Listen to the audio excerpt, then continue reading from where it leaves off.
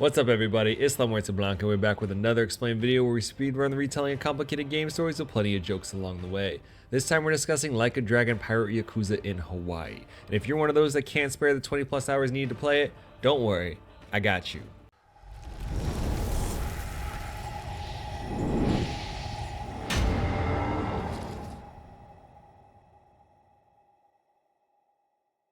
For those of you that don't know Goro Majima, imagine the fuck it will do it live meme had a baby with Leroy Jenkins, gave it an eye patch, and a knockoff Joker laugh. If you want to learn more about how we got to this point, check out my Majima history and complete Like a Dragon Explained videos. 6 months after the events of Infinite Wealth, our mans is washed up on the beach like Ichi. However, this time, Maj is marooned on some random island, and the devs had the decency to keep his pants on. Island boy Ash Ketchum rolls up and offers the homie some water. I say Ash because this kid is 10 years old and has a freaking Growlithe. And if Pokemon is too lowbrow for you, these two are Yakuza's life of pi. As Majima is attempting to stave off death, he realizes he's completely lost his memory. Everything, even his own name, is gone. Fake Pokemon trainer is Noah. Interestingly enough, his tiger's name is Goro, and Noah tells Majima he's on a small island not too far from Hawaii. After Noah returns Majima's iconic Demon Fire dagger, a handful of pirates roll up, looking like they just raided Spirit Halloween. And not the nice one. I'm talking about the one that's in that shitty Big Lots Plaza with the oversized empty parking lot. I mean, come on. Dude's name is Keith. Keith's not a pirate. He's a guy who works at mall security and holds Magic Night at his mom's basement. Keith continues this series' theme of hitting children, looking at you, Kiru. Majima doesn't play that and proceeds to beat the hell out of Keith and his crew. During the brawl, small pieces of Maji's memory come back. He warns the 10-year-old that he's a bad man because of his Yakuza history, but Noah isn't fazed. I mean, he has a pet tiger for God's sakes. Noah brings Majima to his place, and I'll give all you franchise vets one guess where they go on this middle of nowhere island. That's right, a bar. Bar is run by Noah's father, Jason, the guy who looks like alcoholic Nathan Drake. He's an ex-treasure hunter that doesn't trust Majima at all, but Noah's sister, Moana, is a bit nicer and helps our guy out. Jason mentions Majima was probably headed for Nele Island, the island where Bryce was storing nuclear waste for profit and infinite wealth. Since the events of the last game, the Yakuza stayed to help clean up the waste left by Palakana. But unfortunately, the only means of getting off this island anytime soon is through the pirates that Majima recently beat the shit out of. So that night, Noah's losing his mind because he doesn't get to go on adventures like his dad used to on account of his poor health. Kid, you're 10. Chill the hell out. Regardless, Noah begs Majima to take him when he leaves, and Majima's dumbass agrees to abduct this kid to repay him for saving his life. Meanwhile, the reject Neverland pirates are at Jason's bar harassing Moana and beating his drunk ass up. They want revenge for the beating Majima gave them earlier. Here I am, bitches, come get some! Keith gets beat down again, scurries away, and even though Majima just saved him, Jason has a knife to our guy's throat. You can't trust strangers. Get this Cyclops away from our family. Yeah, too bad Majima already promised to kidnap your son. The next day, Majima and his 10-year-old child ask a bunch of killers for a ride. Of course, it's not that easy, and he's stopped by Keith for the third time. For the record, we're still in the first chapter. So after Majima beats the hell out of Pirate Kuze, he asks swole Captain Jack Sparrow for a ride, who sticks his bodyguard Masaru on him. Despite having a giant butcher's knife, Majima kicks the ass of this Down syndrome Daruma doll, and Captain Jack uses a less impressive knife to threaten the child. As stress overwhelms him, Noah starts having a coughing fit. Jack doesn't care, but Masaru does, so he switches sides. This allows Majima to slap Captain around, steal his ship, and his hat. So after completely losing his memory, Majima is now in charge of a band of thieves like he was in RGG Kenzan. I'm sensing a theme here. Since Majima beat the hell out of most of the crew and they ran, his ship needs a navigator. As luck would have it, Jason used to be one. Even crazier, Masaru and Jason used to be partners during his treasure hunting days, and they were chasing the legendary lost treasure of Esperanza. 200 years ago, the Esperanza was attacked by pirates who stole its treasure. The pirates were soon shipwrecked by a storm, and no one's seen the treasure since. The treasure is reportedly worth billions by today's value, but Jason was after something else. He wanted the rumored elixir of eternal life in order to help Noah's health issues. Jason's all butthurt about trust and is now drinking himself to death because he was betrayed by his right-hand man when they competed in the Pirates Coliseum. The betrayal cost Jason pretty much everything he has. The match, his ship, the lives of two of his friends, and his will to give a shit about pretty much anything. Of course, Majima over here like, shit, Nella can wait, let's go treasure hunting. But they still need a navigator. Remind me, how do we solve problems in this franchise? That's right, we punch them. Once Majima's done tenderizing fake Brad Wong, Jason decides to let this amnesic lunatic turned pirate take him and his son to God knows where, likely fraught with untold danger. Yeah. Not to mention he's basically abandoning his daughter to run the family business by herself. So, father of the year? Finally, they're at sea. Majima names his ship after his Disney sidekick, and RGG goes after the High School Musical crowd by throwing this Disney-ass song in the middle of my action RPG. Clearly anything is possible, Majima is your protag. When they get to Nele Island, they get jumped by Palakana's Haku, but even God can't save you from Majima's demon fire. The Yakuza and Palakana leaders roll up. Shigaki seems alright, but Rodriguez, leader of the culty banana people, yeah, he's an asshole. Shigaki tells Majima his name and fills him in a little more history, including the Great Dissolution from earlier games, but Majima's still drawing blanks. Following Bryce's downfall, Shigaki proposed using Yakuza to clean up Nele Island and to fix the mess Ebina caused, explaining why they're still there. Apparently Majima was there supervising until his boat was attacked when he was on his way back to Japan. The survivors say it was a giant squid. What? Rodriguez's crew are leftover Palakana devotees. Even after Bryce, they're staying true to their faith. Majima then hears about Madlantis, a lawless underground oasis for pirates, criminals, and any underworld goon who enjoys popular vices or illegal things. It's currently run by Queen Michelle, this knockoff not a vampire lady Dimitris. Sims might not find her as tantalizing, but I'm sure she'll still step on you if that's your thing. Madlantis is certainly not a place for a 10-year-old, at least until the 10-year-old suggests going. Jason tries to be a good father by advising against it, at least until Masaru mentions someone named Spade Tucker has new info on the Esperanza treasure. Well, that's enough to change his mind, so they head for Madlantis. Dad goes looking for Tucker and again leaves his son in the care of the lunatic amnesiac as they explore the Pirate Red Light District, are forced to beat up Keith again, and when they regroup, learn a guy named Mortimer put a bounty on Majima's head on behalf of Captain Jack. Jason doesn't appreciate this, as we learn Mortimer was the guy that betrayed him during the Pirates Coliseum. Majima hatches a plan to do away with Mortimer, but they'll need to work their way through the Pirates Coliseum ranks in order to get to him.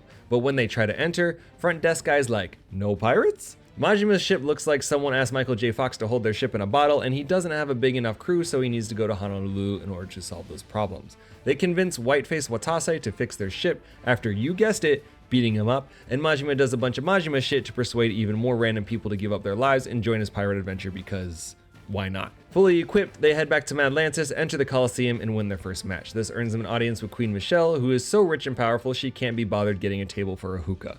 I wonder how much that guy hates his job. She's accompanied by Pirate King Raymond Law, or Samoan Heat Miser. They call me Heat Miser. I'm too much.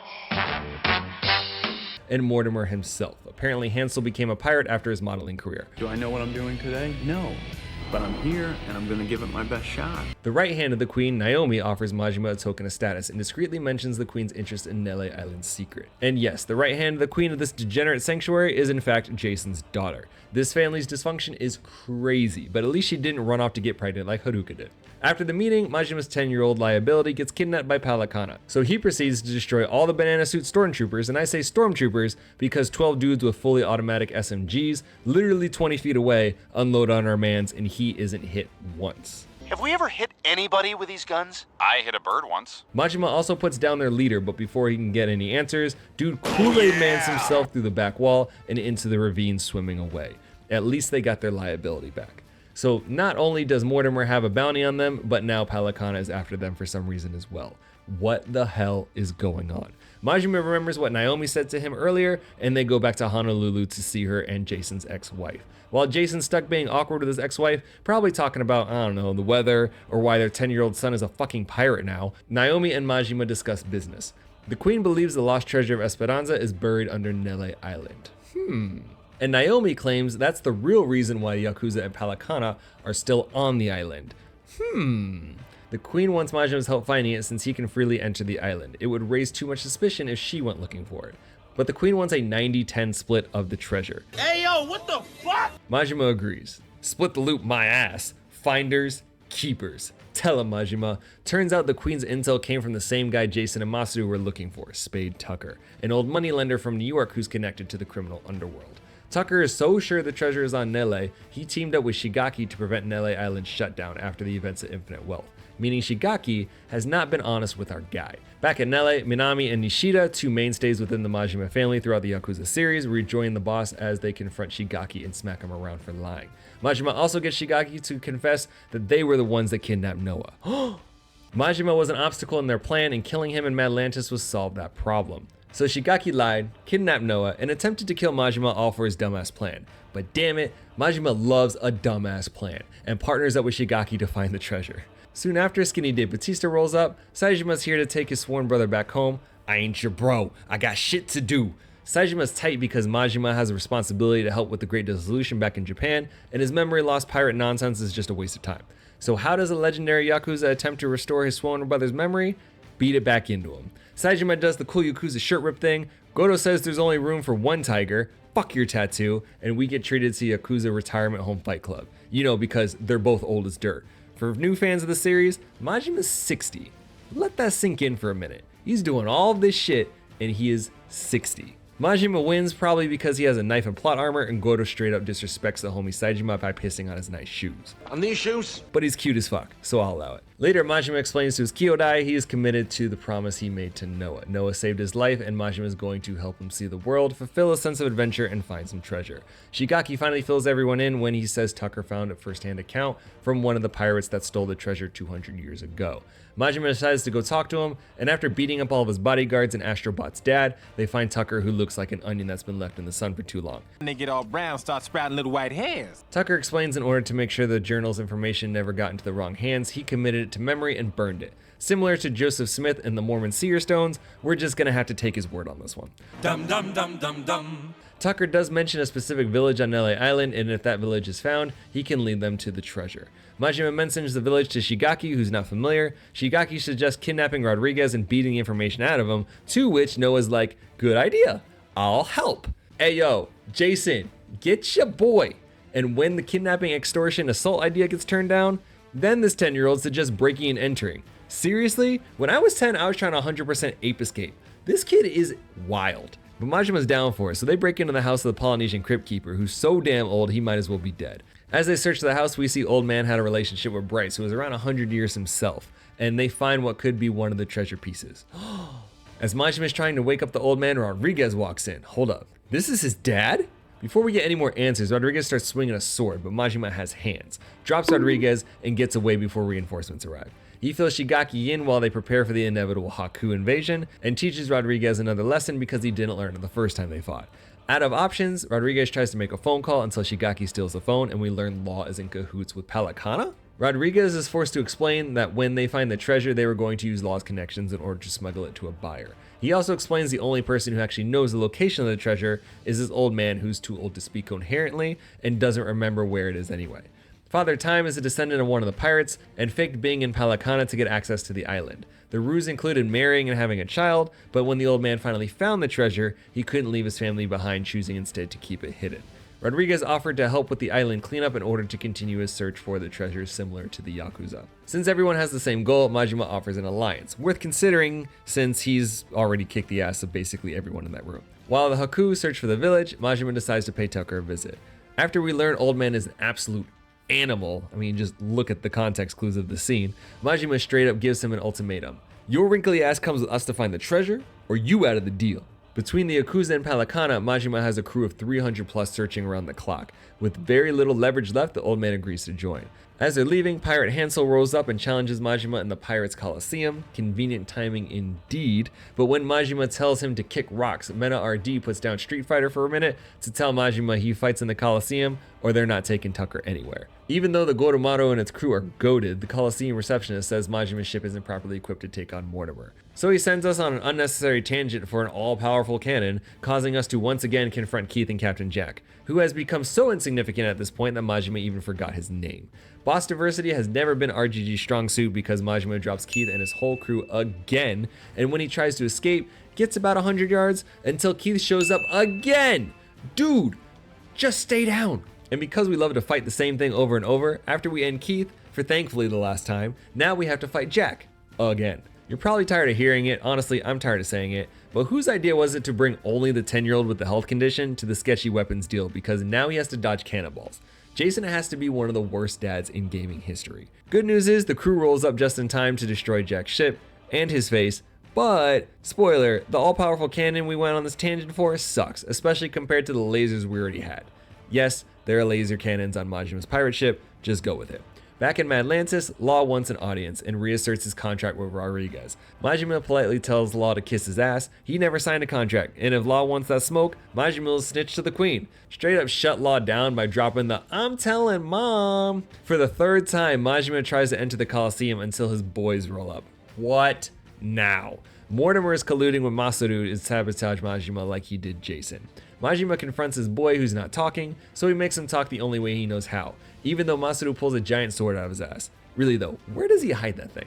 After the fight, Masaru explains Law asked him to sabotage Jason 7 years ago.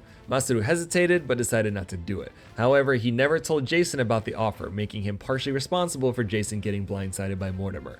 Over the years, Masaru never said anything as he was afraid of losing his friend, and Mortimer tried to use video evidence of the original deal to blackmail Masaru into sabotaging Majima's ship. He once again refused and tried to disappear before the video was sent to Jason. As you'd guess, Jason's tight as his trust issues continue to compound, at least until Majima and Noah convince him otherwise. Finally, they get to fight Mortimer, they do, and they win. Anticlimactic, I know, but it was a pretty easy fight. Like I said, Majima has frickin' laser beams on his frickin' ship, and Shadow Clone Jutsu is pretty OP. Majima does his best Kiru hero speech, Mortimer starts to come around and agrees to drop the bounty until pop, pop, pop, pop, his own crew member lights him up for going soft. Damn. With Mortimer defeated, Majima is able to take Tucker to Nele Island, and between him and Rodriguez, the group finds the lost cave. All of a sudden, the water starts rippling, the weather starts turning. All you gamers know that this means boss fight, and oh shit, that's a big ass squid. Several lasers later, it recedes back into the water, and the weather clears up. They did it. Nope. Majima nearly saves Noah, gets grabbed himself, and as he's fighting for his life, what? His memory comes back?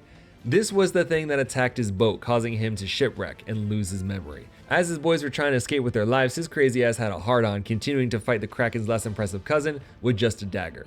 Majima gets his revenge, but passes out, wakes up back on his ship, and as they explore the hidden cave, find the lost treasure of Esperanza. Nice. Noah out here looking like a boo in the Cave of Wonders, and adults are trying to not lose their shit over this massive payday. But Jason's disappointed. Where's the elixir of life? While the crew is collecting the treasure, Law informs Rodriguez the Queen's Armada is coming, but Majima ain't no punk and will die before giving up his prize. Luckily, his crew, including the kid, are as insane as he is because they charge headlong into a Queen's battalion, including a massive, fully armed cruise ship, personal army, tigers, and bears. Oh my. As Majima's beaten down the last of her crew, Queen gets away, but Naomi sticks around, putting her daddy issues on full display. Like a stubborn teenager, she refuses to come around and instead dives into the ocean just so she doesn't have to see the "I told you so" look from her father. Pettiness is strong with this one. Back to the Queen, she's headed for Atlantis, but Law's like, yeah, I run this bitch now. Turns out this entire time he's been selectively feeding her information about the treasure, hoping she'd take her entire force out to get it at some point. And then this would leave Atlantis ripe for the picking. With her force decimated, there's nothing stopping her from BOOM! Yeah, she's dead. At least until she becomes a viral thirst trap vampire, but that's an explained video for another time. Law then calls Majima, says he has Moana captive and is demanding they bring him the treasure in exchange for her life. Shigaki hears this and is like, fuck that, I don't know this chick and I'm trying to get paid. Sajima tells dude to wake the hell up. This is not what the Yakuza are about. Of course he refuses to listen, and this idiot charges a 10-year-old kid with a knife. No. And ends up stabbing his father. Oh shit. I was only going to threaten him. I didn't mean to hurt anyone. Fuck out of here, Shigaki. You're lucky all Sajima do is toss your ass when he should be at the bottom of the ocean with that squid. Jason has a very touching "I'm about to die" speech with his son and Majima, thanking Majima for setting them free. Guess we forgot about all the life-threatening situations Majima put you in, huh? Including this exact moment. Tucker and Sajima take Jason to get help, and Noah's losing his mind about his father, regretting his choice to go on this adventure. Majima consoles Noah by doing his best Crisis Core impression, talking about dreams and making the world a better place, which convinces Shigaki to be a good guy again. Really?